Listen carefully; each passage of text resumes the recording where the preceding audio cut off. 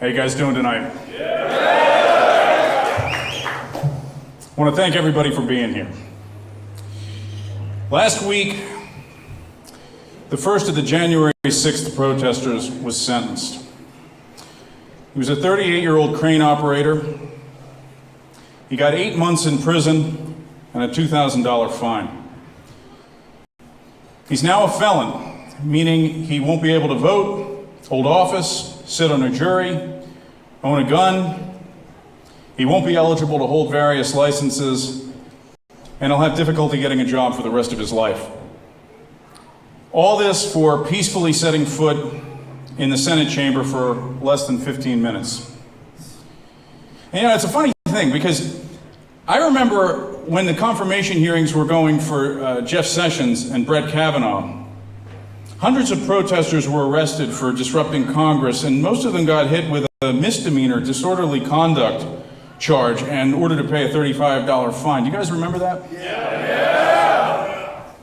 I also remember when Antifa violently rampaged through D.C. during the last presidential inauguration 4 years ago, and the government ended up actually dropping charges on all of them. Yes.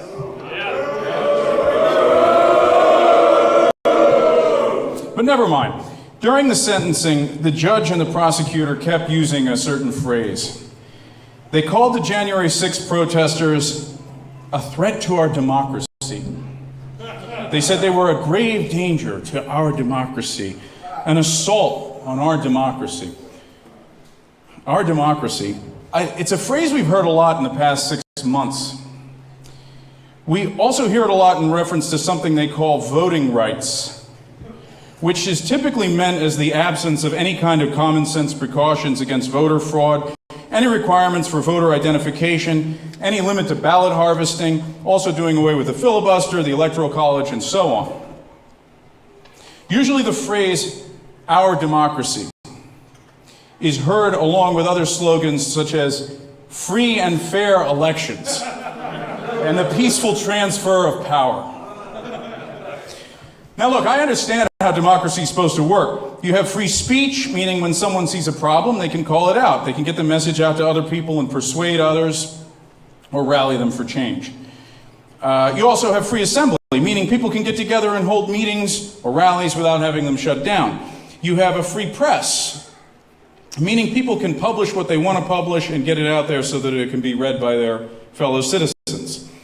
And the whole idea of having an elected legislature instead of a king or a hereditary aristocracy, it's so that the best men can rise to the top. The most virtuous, the most civic-minded, the people who are best suited by nature or by experience to lead, freely chosen by their fellow citizens. The problem is that we don't have any of that in this country right now. Free speech is dead. Everyone is terrified to say what they really think, because if they do, someone will call them a racist and their lives will be destroyed. Most of the terror is done through economic pressure, which is easy because we live in a high precarity society, completely dominated by huge corporations.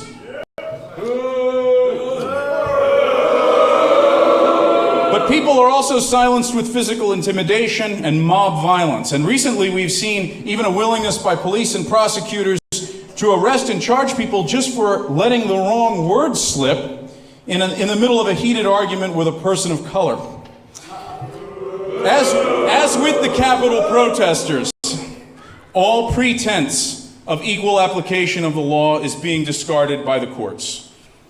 Anarchists and rioters can rampage through the streets and burn down cities without getting charged, or getting just a slap on the wrist, or getting all charges dropped. We've seen blacks literally get away with murder as long as they claim that their white victim was a racist, said a racist thing, or if they get what's called a Bronx jury.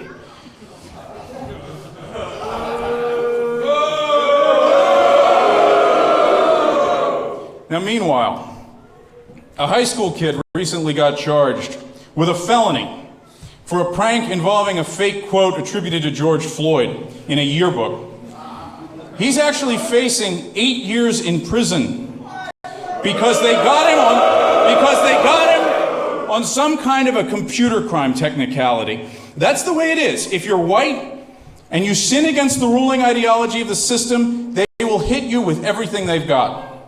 The same thing is true with free assembly.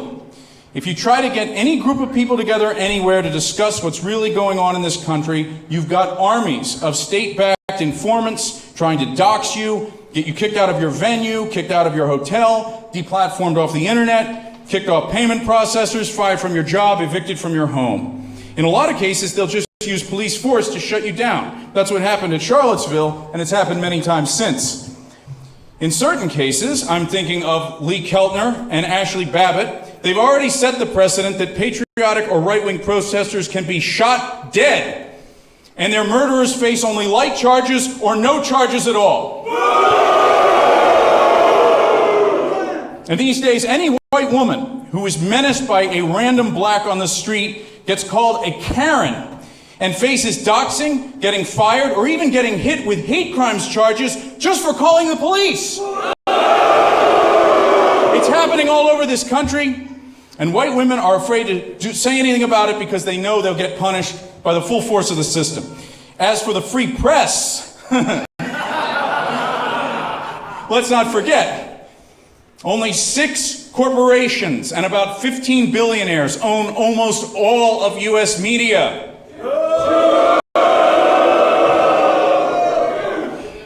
AT&T, Comcast, the Walt Disney Company, Viacom, CBS, News Corp, and Fox, Sony, and Hearst Communications. It's so few, I could just name them.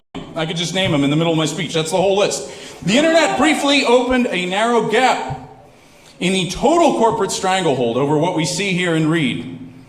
But that gap was slammed shut after August 2017. Racism was again the excuse used. The censorship started with a trickle, and it swelled to a flood that swept away half the country along with the sitting president of the United States in a little more than 3 years.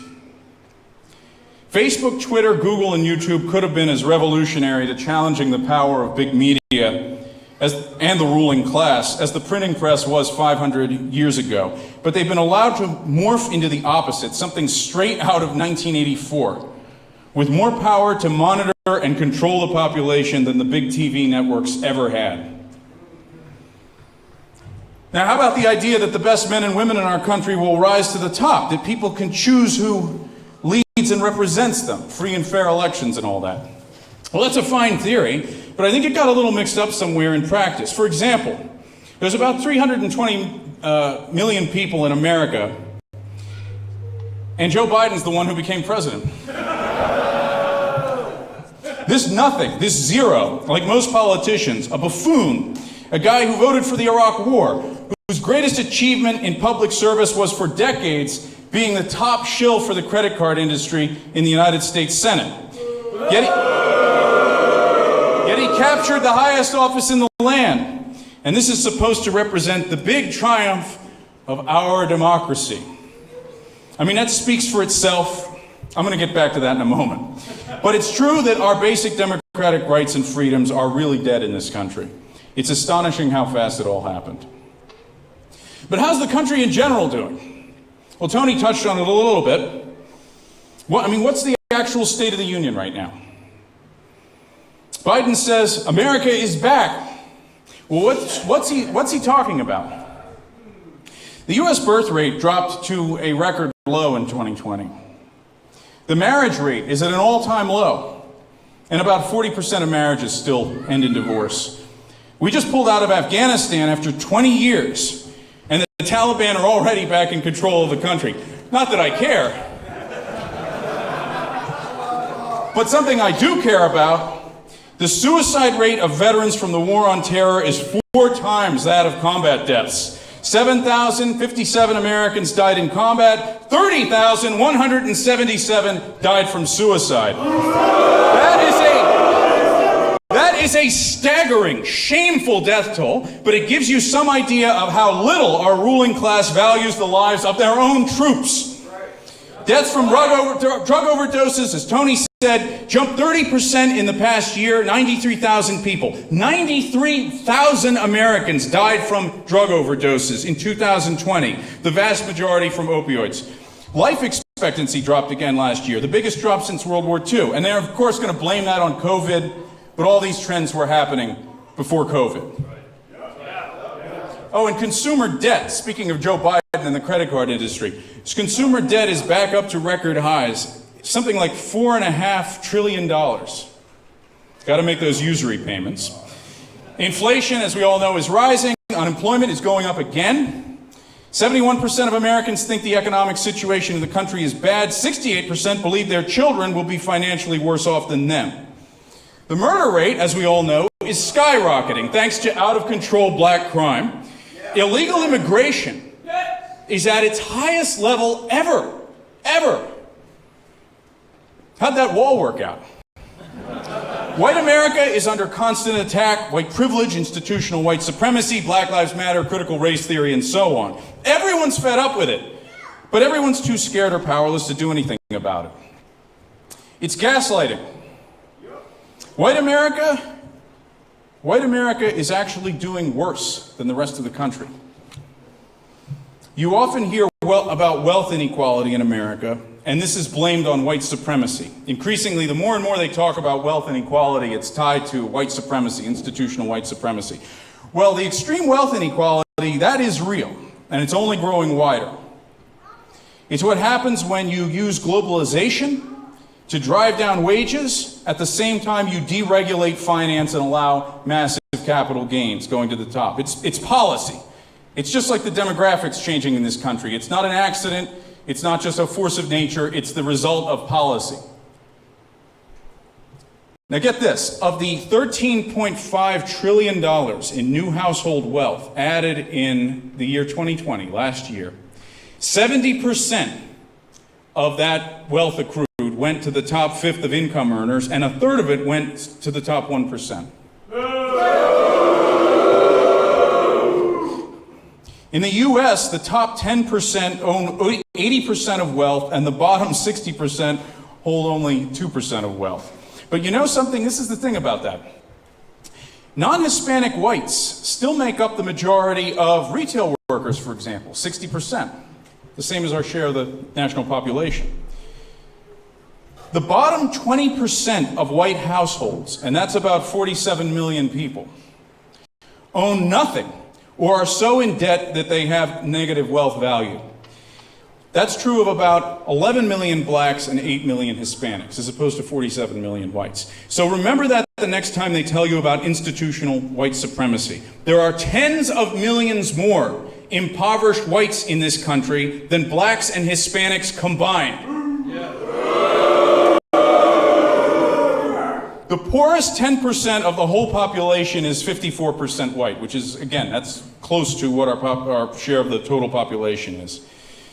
And of those, and these tens of millions of poor whites, they don't benefit, as we all know, from any of affirmative action, preferences in hiring, school admissions, small business loans, or anything else. They're totally left behind. More than left behind, they're actually being relentlessly scapegoated by the ruling class in the media, academia, and politics. So it's no surprise that the white race is declining in America. We all know whites are projected to be an absolute minority in America in about 25 years.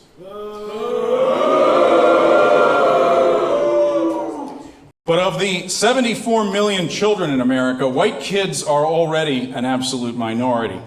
Between 2010 and 2018, 8 years, the number of white children in America actually dropped by 7%, and the number of non-white kids grew by 6%.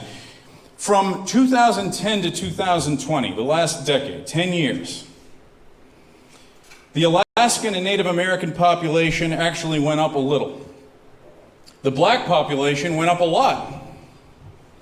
The Asian American population went up a lot more. Actually, they added about 300,000 to 500,000 people per year for the last decade. Latinos and Hispanics went up the most, about 1 million more of them every year for the entire decade. And you guys know how I said that illegal immigration is at an all-time high under Biden? Well, the total number of illegal immigrants projected to come in this year are 1.8 million in a single year. Now, only white America lost population as a racial group in the last 10 years. and it was about 1 million people.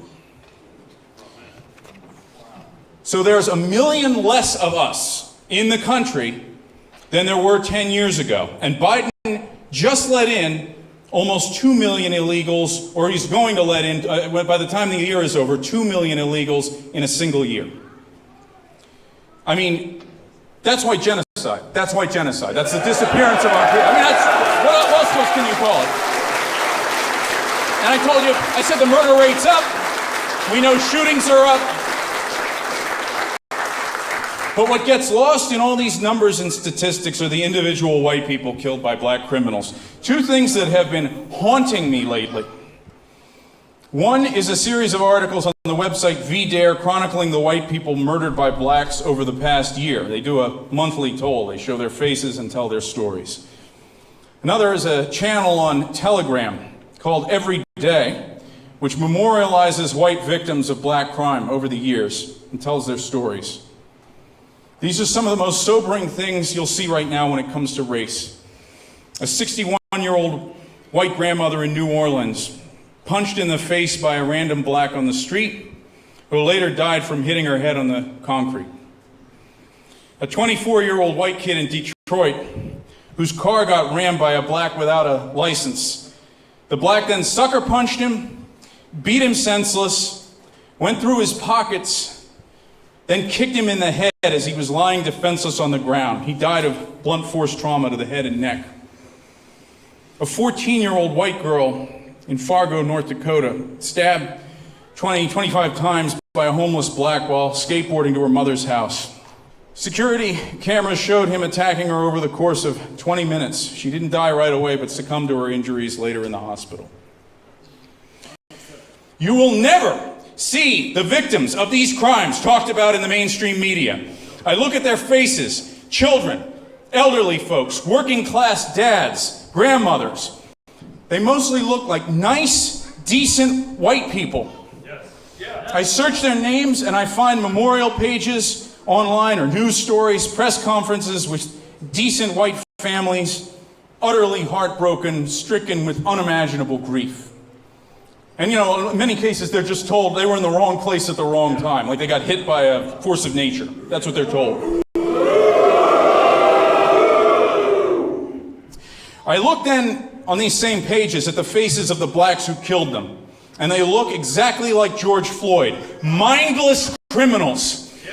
All details of the deaths of these innocent people are suppressed by the media because they don't fit the narrative. Meanwhile, a thug, thief, home invader like George Floyd gets turned into a saint, and his thug's face gets plastered all over the country. That is, unless it gets redecorated by some enterprising young white boys, or it gets broken down by an act of God.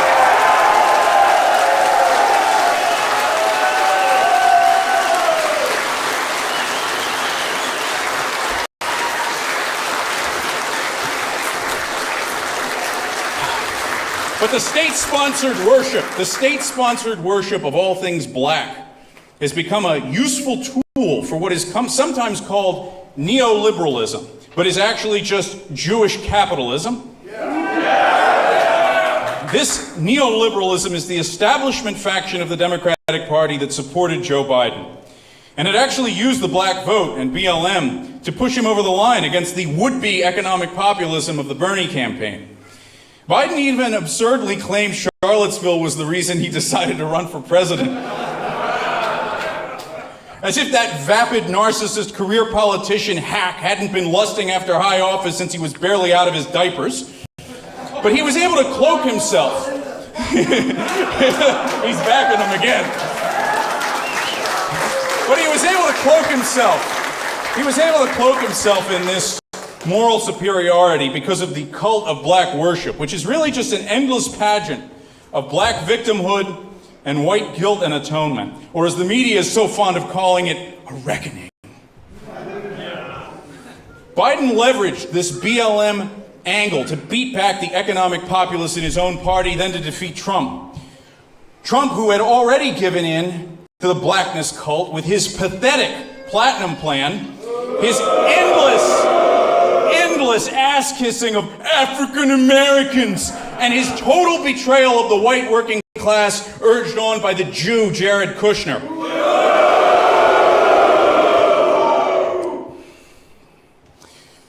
So, Black Lives Matter was the wedge used by the neoliberals to beat back the populist challenge both within the Democratic Party and from Republicans. And that's all woke capital really is. It's using the narrative of eternal black virtue and white villainy as a neat trick of the ruling class so that they can keep enriching themselves obscenely while at the same time posing as moral crusaders. They indulge their extreme greed and exploit the white working class harder than ever, while scapegoating those tens of millions of poor whites as the bad guys. Now, getting back to those free and fair elections and the peaceful transfer of power. Did you know the 2020 election was the most expensive election in history? In history. Almost $15 billion was spent, with half of all publicly disclosed presidential campaign financing coming from just 400 super wealthy families. Now remember, as a point of reference, the median income in the United States is still only $31,000 a year. $6 billion was spent on the presidential campaign and another $9 billion on congressional campaigns. The race in Georgia between Jon Ossoff and David Perdue saw $510 million in total spending for one Senate race. $500 million. Over 3/4 of campaign funding came from large donations, super PACs, or billionaires simply funding themselves. It's like going to into outer space now. If you want to run for high office, you just have to be a billionaire. You call that free and fair? I mean, is that a free and fair election? Is that free and fair? The big PACs that raised over $3.3 billion in 2020 include, get this, the Senate Leadership Fund, Senate Majority PAC, the Congressional Leadership Fund, Future Forward USA, House Majority PAC. Have you guys ever heard of these organizations? Ever? Me neither. But these are the huge, shadowy entities through which creatures like Mitch McConnell and Chuck Schumer stay in power. And of course, the top donors in the 2020 election, of the top donors, 60% were Jewish. And Jews are 2% of the American population, for anyone who doesn't know. That gives you some idea of what Jewish power looks like in this country. And naturally, they're far more overrepresented in ownership of the media, the heads of Ivy League universities, and in high-level cabinet positions in the Biden administration. Yeah. 7 of 8 Ivy League. Yeah. This whole system is a joke. But it's a very expensive joke.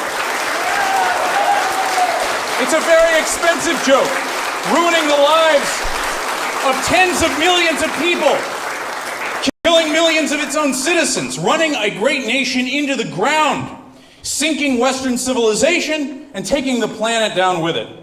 One thing it's not, however, is a democracy. They call Congress the people's house. Well, January 6th was just about the only time in recent history that the people had anything to do with that house.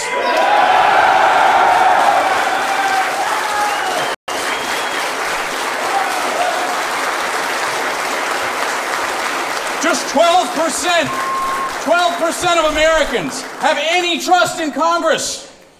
63% of Americans say we need a third party.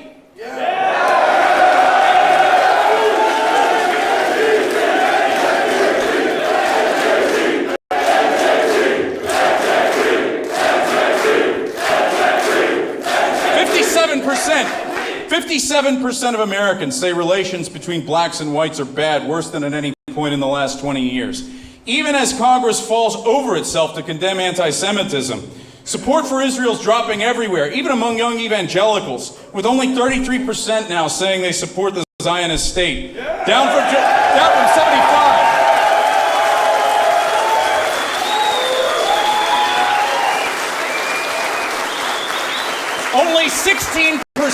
Only 16% of Americans have any confidence in television news, our free press.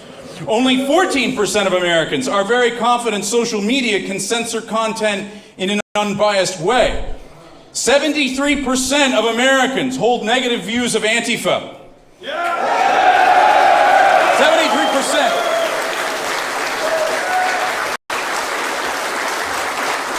And a recent poll in May revealed that 18% of Americans were unsure whether fighting the war against Hitler was a good idea.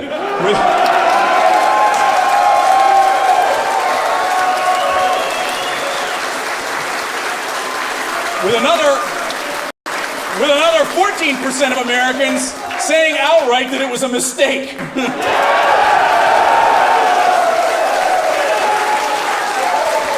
So as you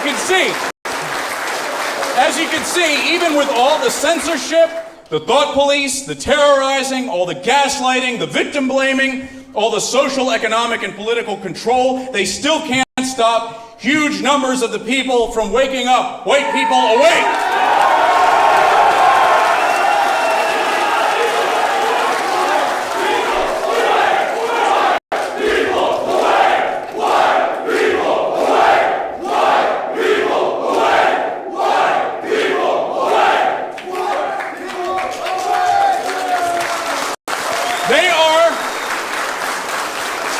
They are terrified of democracy.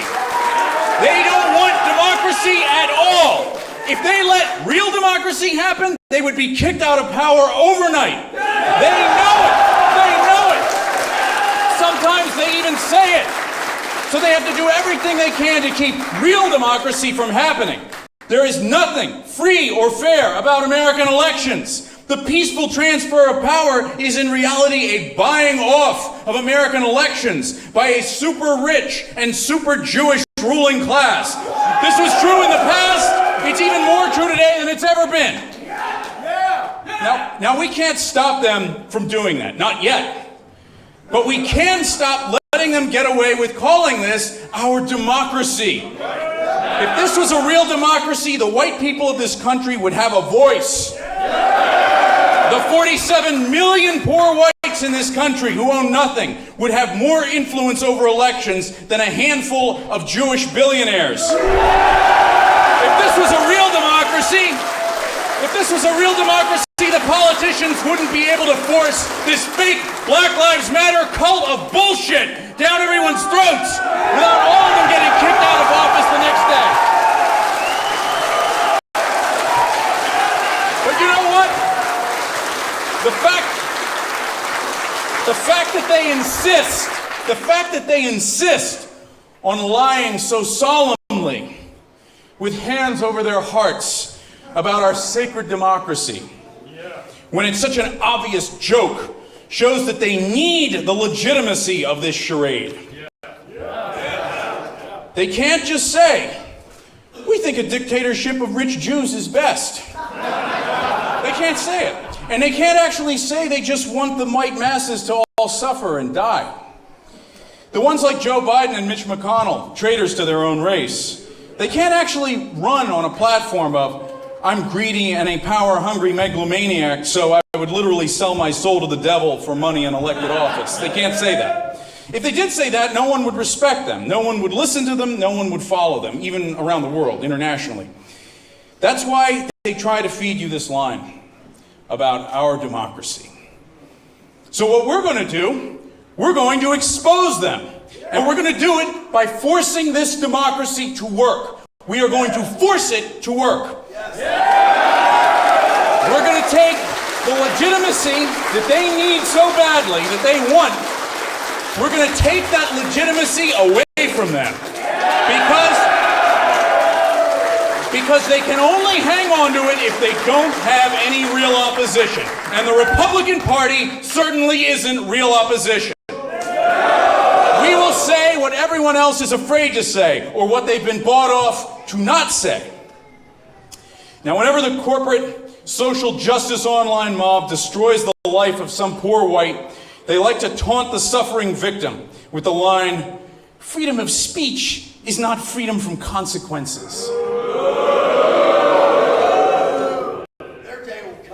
I say, challenge accepted, punks. We here in the National Justice Party will eat those consequences.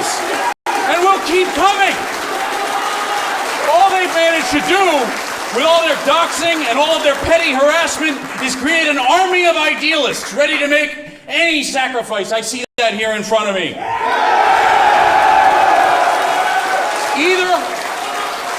Either we are going to make them lose their power by forcing this democracy to work, or they're going to have to shut democracy down so hard that they'll lose all legitimacy. They can hang on to their power, or they can hang on to their legitimacy, but they can't hang on to both. And as soon as they lose the one, they're rapidly going to lose the other. Hail victory!